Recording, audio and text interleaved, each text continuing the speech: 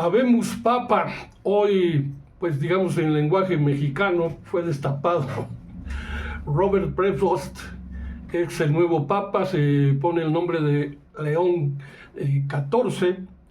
y dice en su mensaje a los fieles allá en el Vaticano: ayudadnos a construir puentes, dijo el nuevo pontícipe de origen agustino. La elección de Robert Francis Prevost Martínez como el nuevo Papa, así se apellida también Martínez, ya ha sido dada a conocer de manera pública. Todos los medios en el mundo recogieron esta información, pues luego de la votación que se realizó en el protocolo de la iglesia que le llaman el cónclave, que por cierto hay una película del cónclave, les invito a verla, bueno, el cual se realizó pues el pasado 7 de mayo en la Capilla Sixtina con el tradicional Habemus Papam eminentissimum et tradicional Habemus Papa, así dice, eminentissimum et reverentissimum Dominum, y la pronunciación del nombre de quién será el nuevo sumo pontífice. Entonces este cónclave que se dio allá en Roma para elegir al nuevo Papa, pues comenzó 16 días después de la partida, del fallecimiento de Jorge Bergoglio, el Papa Francisco, quien murió, ya sabe usted, el 21 del pasado mes de abril, y así desde el 7 de este mes de mayo apenas los cardenales electores se reunieron en la Capilla Sixtina del Vaticano para elegir al sucesor de San Pedro. La elección del Papa es fruto de este cónclave, así se le denomina, que se celebró con la participación de 133 cardenales de los 135 que fueron convocados, pero 2 de ellos no asistieron por motivos personales, no sabe cuáles fueron. Bueno, y después de que las papeletas ya han sido escrutinadas, se lleva a cabo un protocolo que confirma la elección del nuevo Papa. Se realizan 2 preguntas después de que la votación ha sido calificada como válida. Se hace una vestimenta papal del nuevo sumo pontífice por primera vez. Y bueno, pues quién es el Papa León XIV, como ya eligió este nombre Robert Francis Prevost Martínez, pues y ahora es León XIV, pues él nació en Chicago, allá en los Estados Unidos, en 1955, tiene mi misma edad, 69 años, fue designado en su momento prefecto del dicasterio, así le llaman para los obispos, en el 2023, y creado cardenal ese mismo año. El Papa ahora se distingue por un estilo, dicen, sobrio, de escucha y discernimiento. No se caracteriza por declaraciones de carácter ideológico fuertes, según sus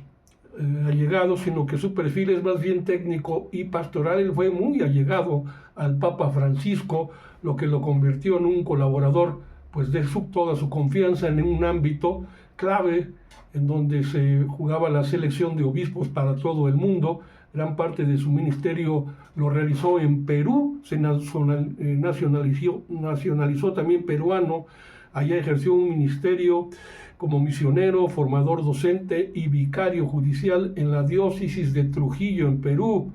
Bueno, él fue elegido el pasado enero por el propio Papa Francisco como nuevo prefecto de la Congregación de Obispos, y era el encargado de seleccionar a los nuevos obispos. Como les decía,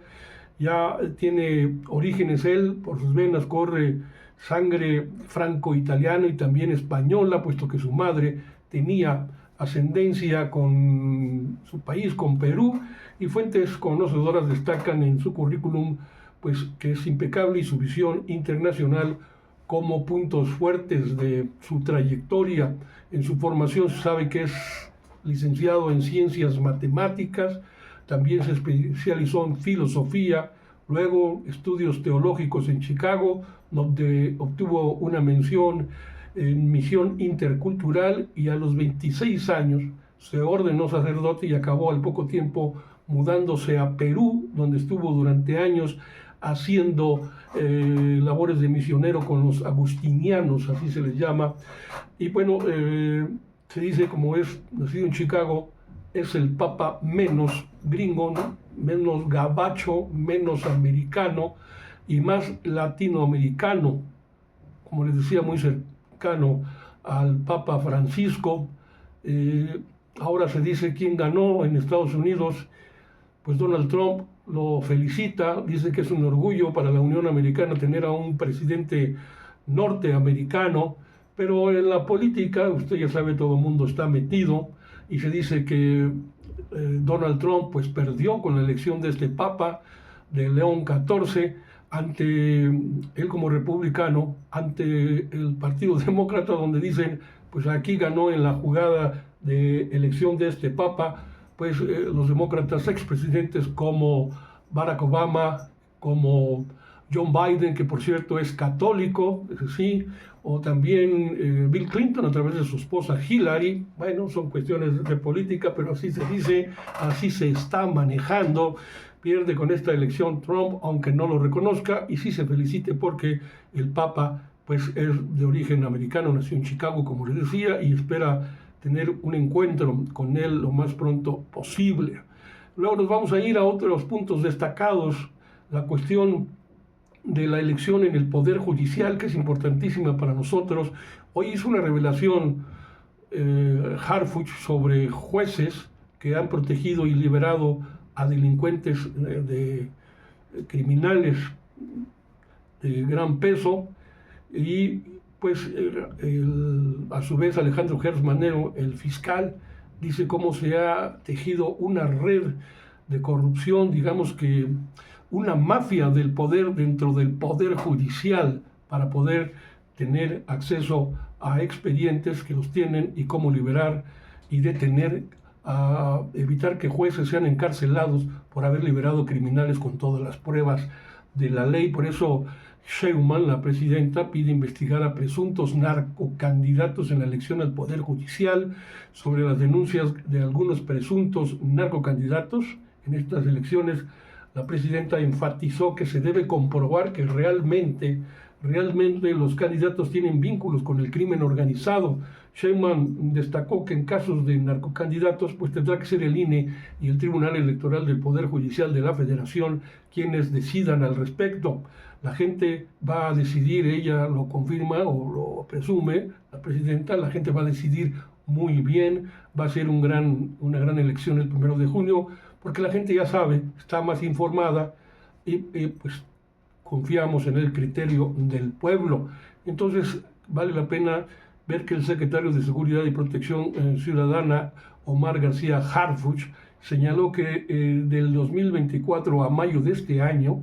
se han registrado alarmantes determinaciones judiciales por jueces, por lo que 100 delincuentes han regresado a las calles. Detalló que se tiene registro de 193 determinaciones de órganos jurisdiccionales que beneficiaron o pretendieron beneficiar a presuntos delincuentes con traslados, liberaciones y egresos definitivos. Derivado de estas determinaciones, pues se han concretado 164 egresos por cambio de medida cautelar y 2 egresos definitivos, lo que significa que más de 100 delincuentes regresaron a las calles, además de 27 traslados de personas privadas de la libertad a otros centros penitenciarios, pues más cómodos para ello, sin que se cumplieran con las formalidades del proceso.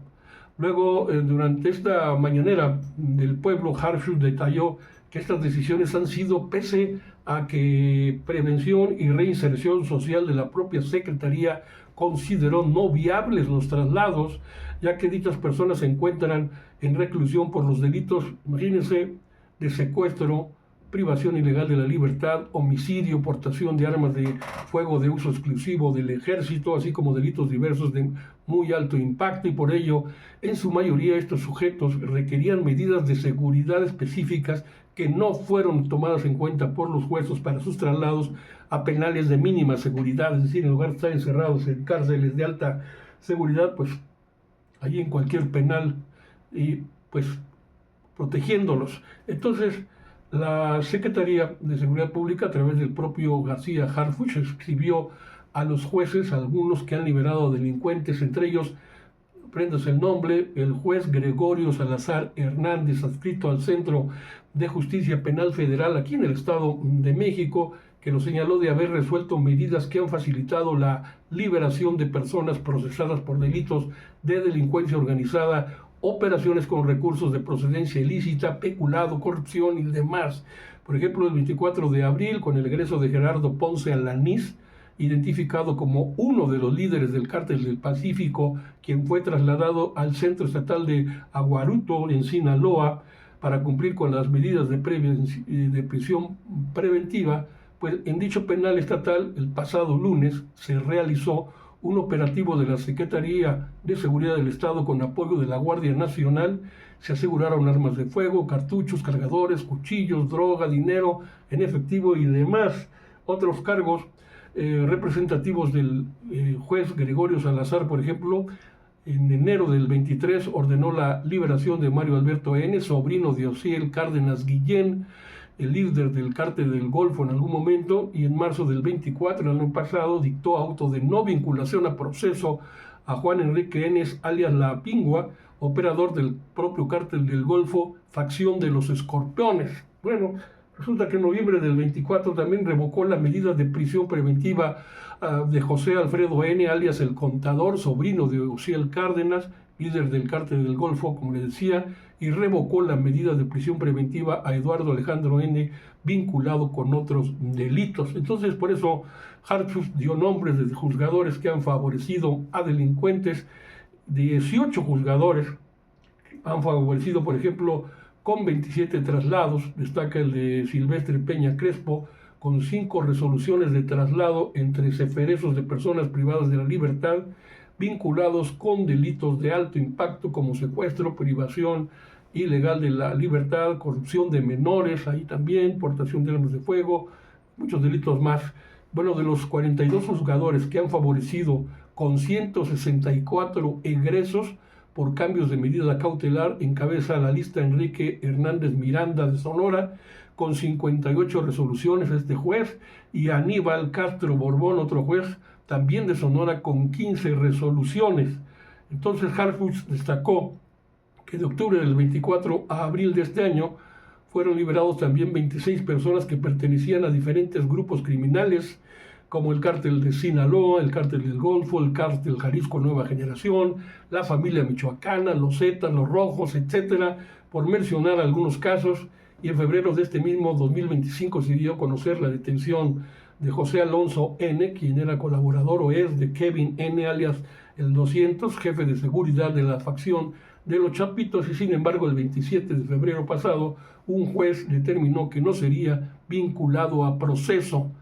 Entonces, molesto, Hartfuss dice: ustedes, a los periodistas, ustedes saben el esfuerzo que realizan nuestros compañeros y compañeras de las diferentes instituciones o corporaciones de seguridad para llevar a cabo estas detenciones, donde muchas veces ponen en riesgo sus propias vidas, muchos han sido asesinados, y por ello es inaceptable que órganos jurisdiccionales cuya misión es salvaguardar el orden y la justicia tomen determinaciones para favorecer a la delincuencia. Sobre la Estrategia Nacional de Seguridad, el propio secretario de Seguridad informó